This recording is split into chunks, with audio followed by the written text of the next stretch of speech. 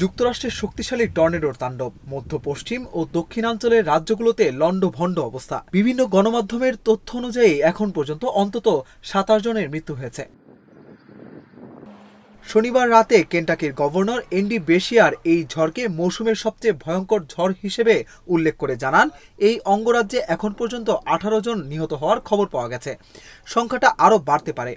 তিনি বলেন, নিহতদের বেশিরভাগের বয়স 60 থেকে 70 বছরের মধ্যে। এছাড়া প্রাণ হারিয়েছেন লরেন কাউন্টির ফায়ার সার্ভিসের একজন কর্মীও।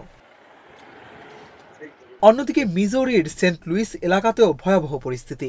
সেখানকার মেয়র কারা স্পেন্সার জানিয়েছেন, কমপক্ষে 5 জন মারা গেছেন, আহত হয়েছেন 30 জনের বেশি। তিনি আরো বলেন, কমপক্ষে 5000 ভবন ক্ষতিগ্রস্ত হয়েছে। হৃদয় বিদারক ধ্বংসযজ্ঞ, সত্যিই ভয়াবহ। ভার্জিনিয়াতেও প্রাণ গেছে আরো 2 জনের। উদ্ধারকর্মীরা এখনো সেন্ট লুইস ও আশেপাশের এলাকায় জীবিতদের খোঁজে তল্লাশি চালাচ্ছেন। এদিকে সরকারি নির্দেশনা এসেছে, কেউ যেন দুর্গত এলাকায় না যান, যাতে নির্বিঘ্নে উদ্ধার কাজ চালানো যায়। অন্যদিকে বিদ্যুৎ বিচ্ছিন্ন হওয়ায় শনিবার রাত 9টা থেকে সকাল 6টা পর্যন্ত কারফিউ ঘোষণা করা হয়েছে।